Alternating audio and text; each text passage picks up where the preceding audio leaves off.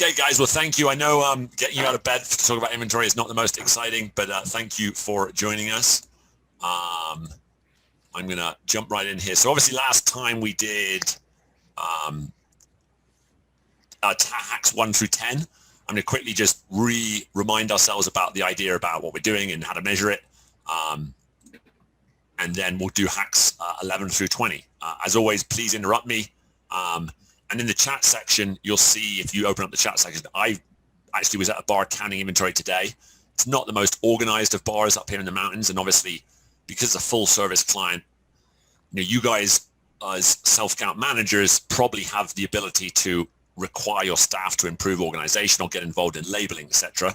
The challenge we have when we're at full service clients, obviously, is kind of we're a service provider to them. And so while we can request them to organize things, ultimately we're sort of reliant on how organized they are. This bar is sufficiently disorganized. They literally have never had the well set up the same way. Like, it doesn't even have the same bottles in it each time. It has 2 bottles of Tito's open at this time. So they're not terribly organized. And essentially I was able to count 300 an hour. So it shows you, obviously I've been counting software or counting inventory with our software for over a decade. And, I'm not immune to the effects of poor organization in terms of counting speed. But 300, I think, is a pretty sort of typical speed if you're doing all right. So I today did I was 500 and I did it in 1 hour and 40 minutes. So as I showed on the chat thing, if it's 1 hour and 40 minutes, you need to do it you need to divide the 500, the number of rows I had, by the number of hours. And so 1 hour and 40 minutes is 1 hour and 2/3. So it's 1.66. So when you're calculating it, if you're not, a full hour, you need to divide the number of minutes you took by 60. In my case, 40 minutes divided by 60 is 0.6, and add that to the number of total hours. So that's how I came up with my 300. If you've got a minute, maybe you might just stick in the chat how long you're taking. Just because obviously, like I said, the acid test is, how long does it take you? And a reminder that kind of our aim is 500 items an hour. And at a bar at Avanti Food and Beverage in Denver, really high volume bar. Any of you guys have been there. Matt before, and Ben, I think, has done similar at Sushi Den, another big client of ours that we count at. We have done as fast as 700 an hour. So, if you do 700 an hour, most bars you do it less than an hour, which is nice because, as we said, no one really is that excited about counting inventory. So the elements, of course, is just using sheet-to-shelf software like we're using with Bar Iron. As we also reminded you, we've got new software coming up for you guys probably in September or maybe October. Most importantly is having fixed positions where everything, doesn't matter where anything lives, but it lives in the same place every time. And then obviously we're running through here our counting hacks. So number 1 was keeping things in the same place. Number 2 was about labeling things so they stay in the same place and don't move around. And obviously every time things move, you have to get your barcode out, erase something from the map, and it just slows you down. Number 3 was about doing your zone counts, particularly relevant for draft beer areas and also full liquor bottle areas, so in your liquor storage area. Obviously, that doesn't speed you up counting, but what it does is speed you up on the back end when you have to do your double checks. The less double checks you have, obviously, just the less time you're adding to your counting of having to do those. Number 4 was having a fixed order for wells, and to kind of use that to talk about it's important that it's not, Bradley's way, he does it when he's got a shift, and my way when I have a shift. We decide, this is the way the bar has it, and then it's like that at every single one of your wells. We typically do like vodka, gin, rum, whiskey, scotch, tequila, sugar. So we have that, sort of clear to dark. But again, it doesn't really matter what the order is as long as everyone's on the same page with it. Number 5 was storing your liquor storage areas by subcategories. So wells together, whiskeys together, vodkas together, makes things more likely to stay in the same order. Number 6 is counting in 2s. Talked about that. It's much, much quicker to go 2, 4, 6, 8, 10, 2, 4, 6, 8, 20, 2, 4, 6, 8, 30. And that's both when you're doing the counts of items, but also when you're doing your zone counts. Number 7 was mapping your liquor backups. So that was that, messy area behind your bar where you've got, a space of like 20 bottles, and it's like, we've got a few wells there, and we've got, the Jack Daniels and the Jameson, the popular products, so we can grab a bottle whenever we run out of a bottle, but saying that unless it's mapped, if it looks like that picture there, you can't rely on it always being there. There should always be 2 bottles of well vodka, and then you can reliably get it. And then also when you close out your shift, ideally, the outgoing bartenders would be stocking that area so that we are, passing on, setting people up for success rather than what Scott used to call the circle of either the circle of screwing each other over, where it's like, fuck it, I don't care about that. The next person will come and do it. Or if we get in the habit of, doing things the best way and setting people up for success for the next shift, hopefully that can be sort of a circular where people start to do it with each other. Hack 8 was quarantine zones, so taking that product, maybe it's not the best quality product, putting it in quarantine so you don't have to count endless bottles that aren't moving, and then quarantining it allows you to ignore it and then bring it back into special off or whatever when you need to. I talked about mystery shots and limited specials for using up other product. Also talked about pull-out zones for your freezers. So the idea about if it's always disorganized, like your freezer shots, build up the map so that the rumple mints and the ones that are less popular live at the back, and then the hot ones like Screwball at the moment live at the front, and just take all the bottles out and then weigh them as you put them back in that order. So again, you're not having to rescan that little zone just because the bottles aren't always in the same order. Then the next one was eliminating paper errors by having a system with your invoices. And then here we are at the new ones for today. So hack number 11 is building a map that flows. I know most of you guys are on the Excel version, of course, so it's a little bit trickier to do this, but the idea obviously is we always start the first well, and then we move left to right around the bar, and we always also start top to bottom. And then, for instance, when you're counting shelves where maybe there's multiple products in the same column, we would count back to front. And so keeping that flow and trying to minimize the amount of steps and moves you have to make as you move through the bar, doing it consistently the same way, again, that can shave off a little bit of time because you're not taking steps. If we've got mega wells, like I'm pretty sure I think you have mega wells like a Kickapoo, where you've got those multi-step wells, like often there's 4 wells sort of all together. We tend to use a snaking pattern like this picture, where we'll go left to right and then right to left and then left to right and then right to left. And again, just, if it's a really long or on the back bar as well, that process works to stop having to move back and forth quite so much.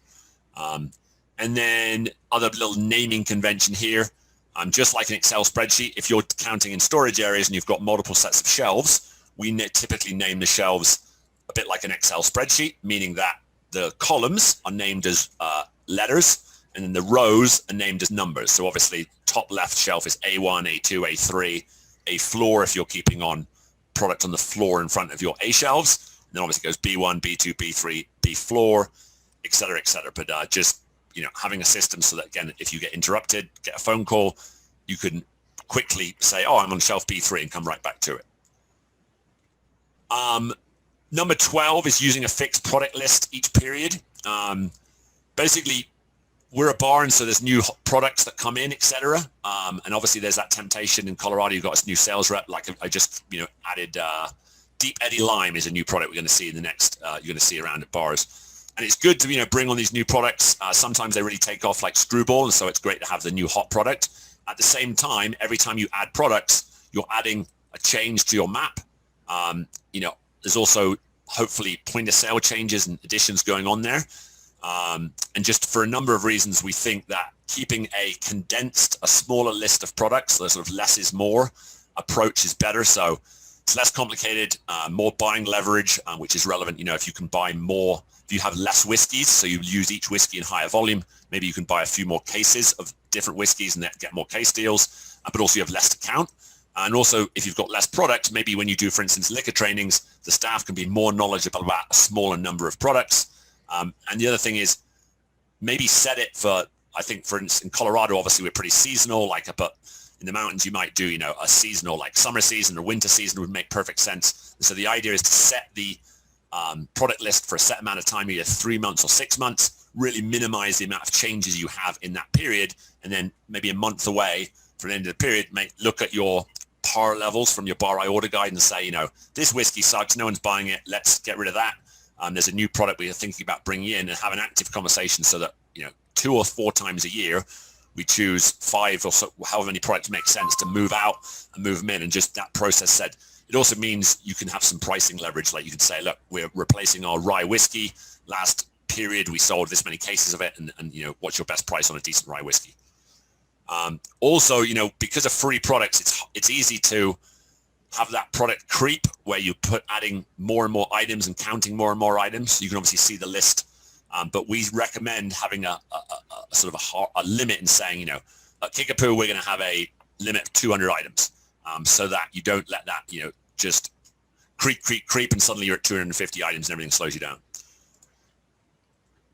Number 13, apologize for the Dallas Cowboys reference here from Ben, who's a Cowboys fan. But if, you know, obviously in Colorado, again, last check, I think we had more than 400 craft breweries. And so rotating beers has become a thing. And obviously that can cause confusion, not strictly related to speed, but, you know, we've seen wrong taps kegs get tapped. You know, you don't add a point of sale button in time, meaning that we're now having a conversation on the variant support. It's like, oh, sorry, you know, we've got this new IPA, but half the rings were under the old hazy IPA, and now it's changed over to this. And just, we don't want to be talking about it ideally. And if we do things with a bit of pre-planning, it can cut down on all the sort of transactional discussions and errors, things that go on your variant support. So they do this at Historians in Denver, which obviously has a huge beer selection. They rotate fast. So they've got, you know, column 1 is 20 lines, lists out the 20 beers. And then when they're going to switch out, you know, they've decided this hazy is going to be replaced by this IPA. And so they know, and, you know, they can even place the kegs in front. So again, just more organization is going to speed you up with those types of things. Also makes ordering simpler because you can see, you know, oh, wait a minute, we don't have a replacement keg for line number 19. We can either buy another keg of that, or, you know, do we want to buy another Mexican lager or whatever the sort of line is there. And also when you're pre-thinking about what lines you're going to bring in, you know, go ahead once you've put on the whiteboard that next up is going to be this beer, go ahead and create a point of sale button for it so that it's ready to rip as soon as, you know, if you're on your day off manager and, you know, the keg switches out, it's all ready to go already. Number 14 is just about keg mapping techniques. So again, being organized. Basically 2 different approaches to this. In many bars, it makes sense if you've got a scenario where you've got your partial or tapped kegs sitting either on top of or next to the backup full kegs of the same flavor, then we'd recommend doing a combo approach, meaning that every place in the keg room, you've got, you know, if Budweiser, you've got keg bud. And so on the top line, you would use that to weigh or count the partial keg. And on the second version of the line of the same product, you would count 2 or 3 off many full items that you have backed up. And then, of course, you're matching the order of your counting map to the order of the lines as they're attached to the wall. So again, keeping smooth. And then, you know, if you get big zones splitting up as left and right. So that's the combo approach if your full kegs are next to your partials. And then the other way is if you've got all the partials together, and then sometimes you've got a separate area where your full kegs live, I would set it up where I've got like kegs partial left, kegs partial right, maybe kegs partial middle if you've got a big beer selection. And then you'd have a zone named kegs full or something similar. And in that full zone, generally speaking, I'm telling you about keeping things in the same location so that we can count. With the kegs, you never have the same combination of kegs backed up. And so it's difficult to have an exact map. And so what we reckon for that full zone is to keep an alphabetical list of all the kegs you have in house. So Budweiser, Coors Light, you know, Coors Banquet.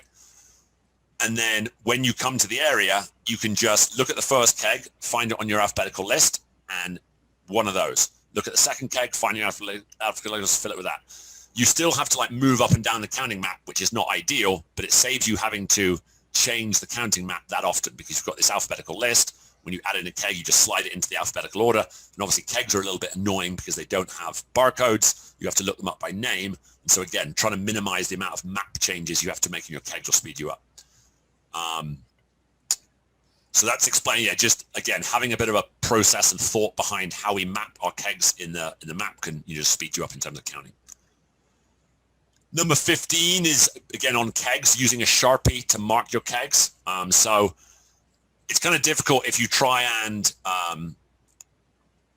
weigh a keg, mark a keg, and record the amount of gallons or weight of that keg all in one move because you don't have enough hands, right? So you're trying to handle the computer, handle a Sharpie, and chuck the kegs around. So what I'd recommend is when you go into the keg room, put your laptop or iPad down for a second, and just weigh all the partial kegs. At this point, you don't care what the flavor of beer is. You just literally just write the weight in pounds or in gallons on the top of the keg. As we see in the picture, it's a great idea to write it. If they have a cardboard sleeve like that, you can write it on the cardboard sleeve. And also, like, I'm a bigger, tall guy. I'm 6'5". I have trouble handling kegs, and I've got problems with my lower back. So the other good thing about doing all the weighing all in one and just quickly writing things down is if you need to get someone to help you, which is good for, safety and your back, and, grab a strong guy, a kitchen person, whatever. If there's two of you, there's no reason. Two people moving a full keg and lifting it up is not that difficult. One person it starts to be quite dangerous. So the other nice thing is if you're getting someone in and you're like, hey, wait there, I'm going to weigh this keg and then record it, it becomes annoying. Whereas you say, hey, Mr. Helper or Mrs. Helper, can you please give me a hand here? And you just weigh 10 kegs, literally probably steal 5 minutes of their time. And then they go back to their regular work, and you can, come back through with a laptop and record that information. Yep, so that's using Sharpie to weigh your kegs. We're really nerdy. We typically have 3 colors of Sharpie. So I've got a blue, a green, and a red. And so the first week I mark everything in blue, and then the next week I mark in green, and the next week I mark in red, reducing the chances of me getting confused. If your lower volume kegs, the old writing will still be on there. And then another little silly trick we do is when you write, if it's a full keg, if you weigh it and you're like, it's just tapped, it's full, we do 1 and circle it, like 1 whole, so that you don't get confused between a keg, which is 1 gallon, if you're using a keg stick, or if, so that's another little trick there. Any questions at this point? Probably fairly straightforward, but any questions, or like maybe you sort of have a problem with your kegs? Does it make sense, everybody, too? Are you guys following along as far as this goes? I was going to add, this last one's going to be really helpful when we upgrade to the new software, since it's dependent on the internet. So being able to stay connected on your laptop by keeping it out and then just going in and weighing everything and writing it down, then you can just disconnect from the internet, go in, and take everything down. Yeah, so what Ben's talking about there is at the moment the software works very well offline because everything's on the Excel workbook, and then obviously it syncs with Dropbox.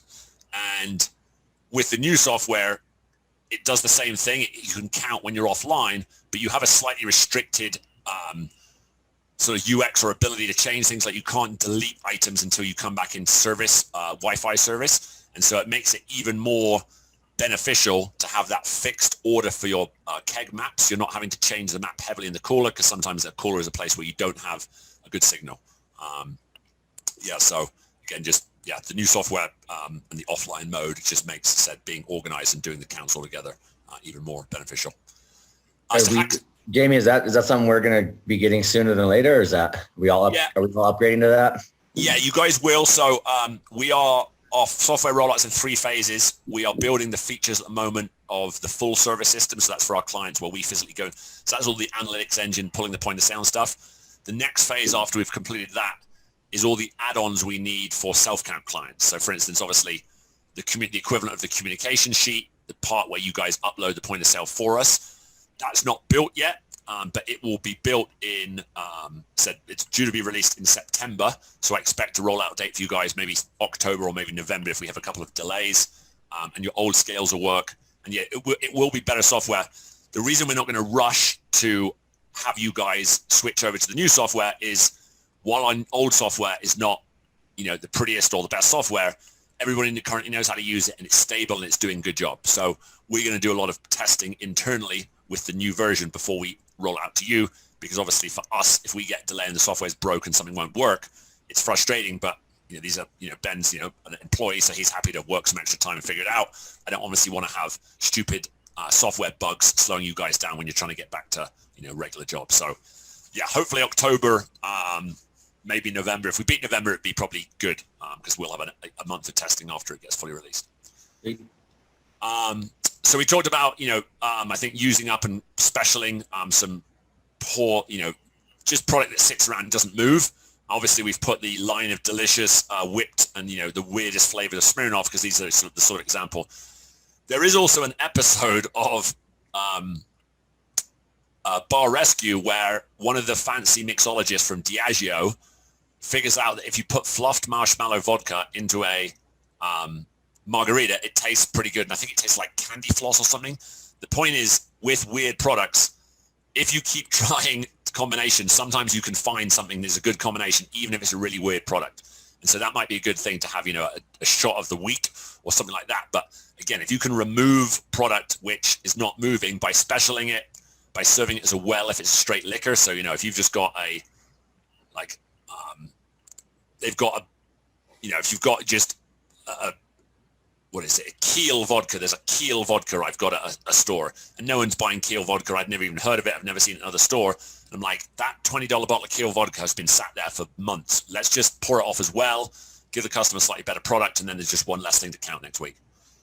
Yeah, get rid of them profitably by using them in a well or creating a new cocktail special, or if you really, you know, give it away to a top performing staff member or as mystery shots. The point is, get it out of there in a way that gets some revenue for it. This is harder for higher end places because you can't really be serving shot of the day with marshmallow vodka at, you know, a high end wine bar or something. But, you know, for a lot of the ski bars or something, it totally makes sense. Hacks number 17 is having your bottles organized like soldiers. This is a shot, I think, from Sushi Den. I've mentioned before, Sushi Den, Japanese restaurant, Japanese owner, they could not be more, you know, anal, and in a good way, I mean, very organized. The owner, Yasu, doesn't tolerate when they don't get 98%. And because they, you know, there's a conversation about it every time they get 98, they don't get 98%, they always get 98%. And it's also, you know, a good demonstration of a complicated bar that has 4 different bars in 2 different restaurants that all share the same inventory. And so it's difficult. For instance, they're not using a spot checker identifying individual bartenders being problematic. They're just talking about it a lot and, you know, doing better as a team. They said it's pretty impressive that a bar of that complexity and product selection, they've got, like, you know, 250 items, can nail it every week and score 98. So obviously putting bottles in straight lines, getting bottles out of cases. When they're not in line, they're harder to count. When they're not organized, so, you know, you've got the Cabernet and the Pinot right close to each other, you get confused and count one as the other. And then a clever trick we learned at Trax down in Denver, which is a huge volume bar. So their liquor storage area is massive with a lot of volume. They put all of their bottles in columns of 5 because they've got a lot of product, and it makes, again, the same as that idea of 2, 4, 6, 8, 10, doing the counting in 2s. For your liquor storage areas, if you have the storage space to do this, it's sweet to do it in rows of 5, because then again, you can go 5, 10, 15, 20, 25, 30. It's much quicker to count than going, you know, if it's all disorganized, you have to sit there and count in 2. So when you can, put them in lines of 5, and it'll speed you up a little bit. So hack number 18 is saving some space and time by unpacking your cases. Honestly, you know, in this scenario, if they've got Jameson, for instance, there in a stack, maybe there's not room for 3 cases of Jameson on your shelves. The exception to having to unpack cases, you know, if you've got multiple cases, you see there's 3 cases of Jameson stacked up. It's okay to have that as strict columns, by which I mean the only type of product in that case, the stack of Jameson, is Jameson, and all of those cases are full.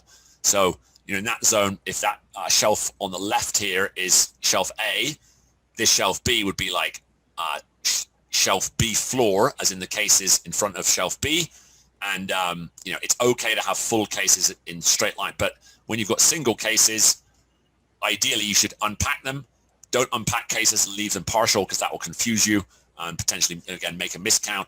And then again, ideally, when we're thinking about, for instance, having sections in our storage areas for instance, for wine, it would be a good idea to think about having at least 15 spots for 15 bottles in each wine zone, so that, you know, when you get down to 3 bottles, you can unpack a case and have 15 bottles. And so there's, you know, again, dedicated space means you need to have enough space for when it's low stock, when they've only got 2 bottles there. But then when you know, fill up the case, there's enough for 15 bottles there as well. Almost getting there in terms of the end, just 2 more here. But this is my favorite type of keg shelving.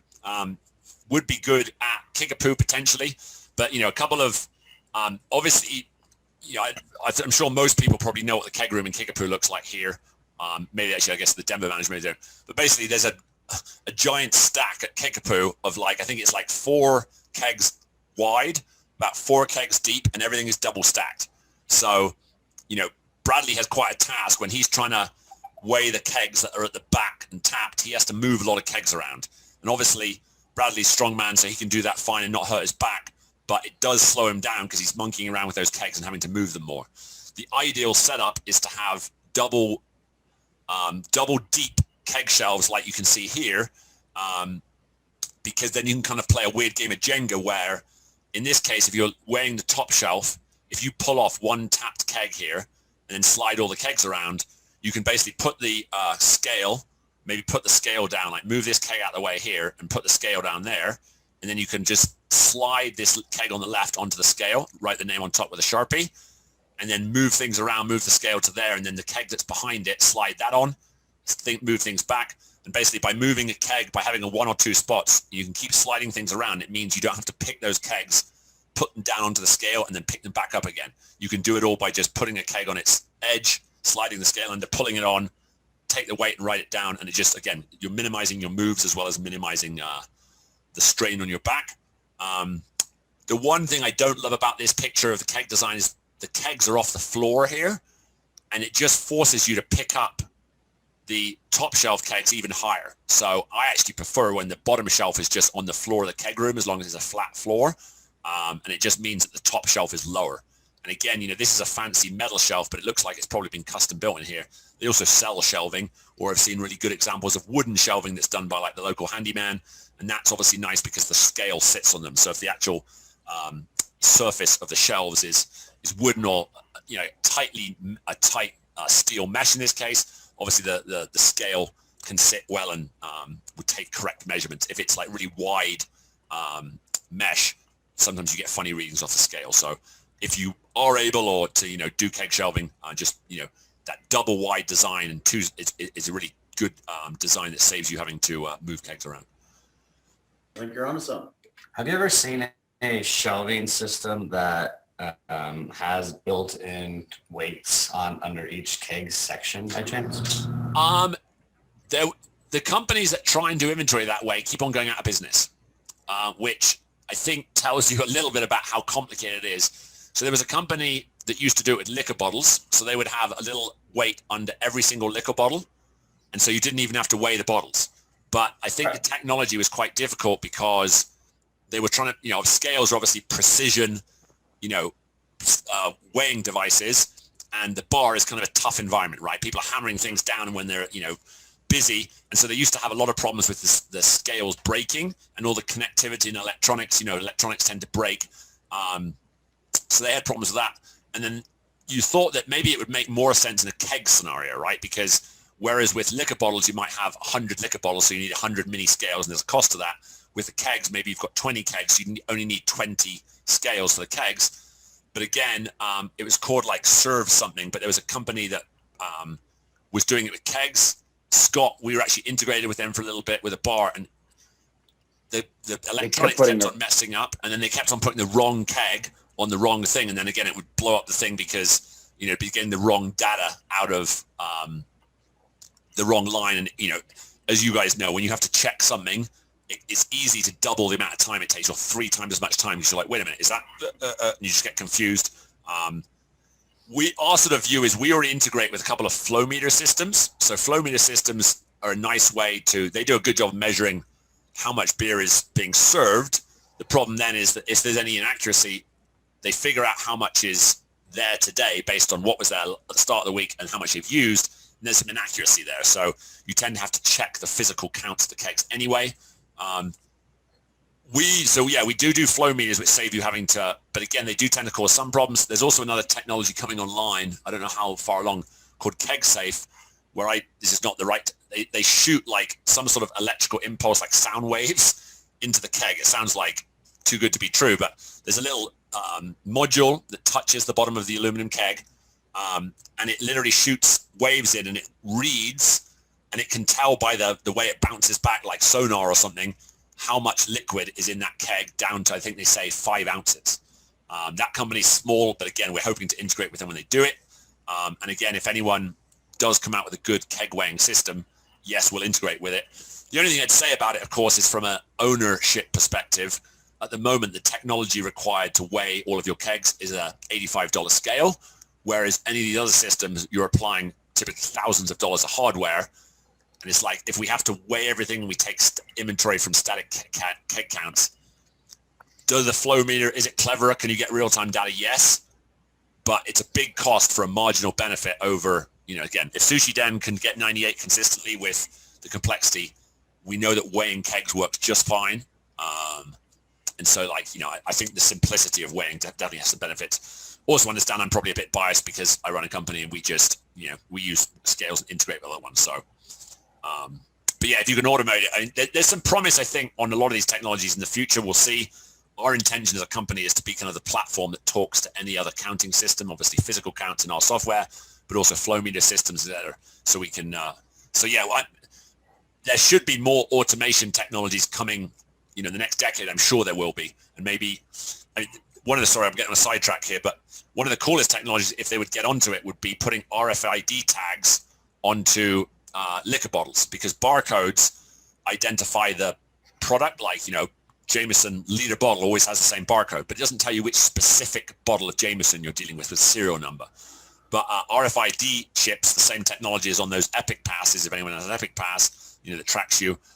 If they would put those on liquor bottles, it uniquely identifies each liquor bottle. And then there's a receiver. So literally you could walk into the keg room and press go and it would zap and read, and like freaking magic, it would instantly be able to tell you exactly what bottles are in that liquor storage area without counting a damn thing. But again, the manufacturers would have to put RFID tags on the bottles. That's an additional cost, which, they don't care if there's missing Jameson because they're like, sweet, we get to sell more Jameson. So yeah, we keep an eye on those things, but at the moment, the boring way the kegs works pretty good too. And then finally, last one, we do have, 10 more hacks coming up for next month, but last one is powering out your coolers. So obviously this is specifically for bottle or can beer products and wine products too. If you don't have that stuff labeled, it probably stays in about the same location from week to week. But what you typically find is the Budweiser and the Bud Light switch over, because one time we ran out and then someone did it differently. The amount of time it takes, obviously, to put a little electrical tape label of like Budweiser, is not very long. And again, every time, if you can stop bottles just flicking from here to there, it really shouldn't take you more than half an hour to pour out your cooler. So in this case, they've got Stella's a big seller here, so they've got 2 columns of Stella.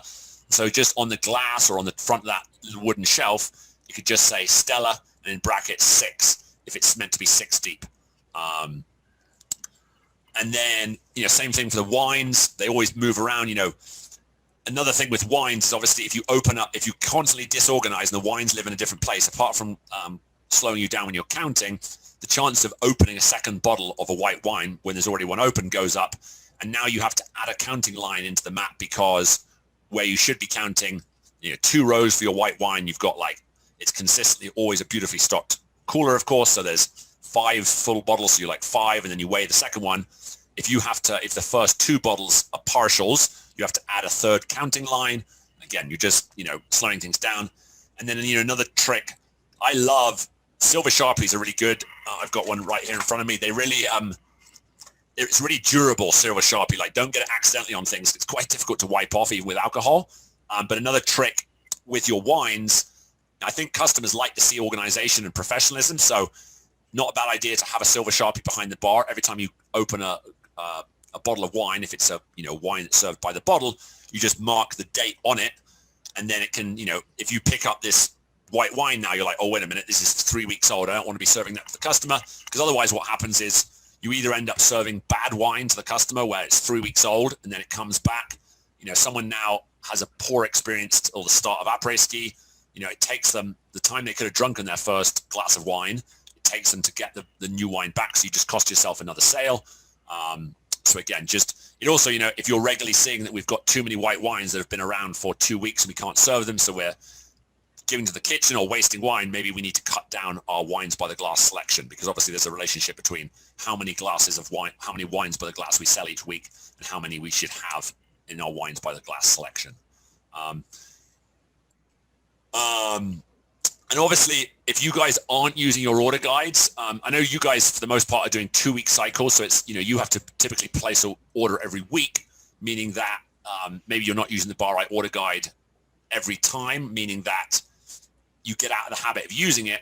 But another way you can use the bar right order guide if you're doing 2-week cycles, so you have to order every week, is look at the pars on the order guide, and on the storage areas, write the pars. So like on the Jameson shelf in the liquor storage area, you could put Jameson, obviously, and hopefully we've got, space of 15 bottles, whatever. And if you in brackets write the bar rate par, which is, I think you probably know is based on your usage, on the off weeks, you even could be really smart.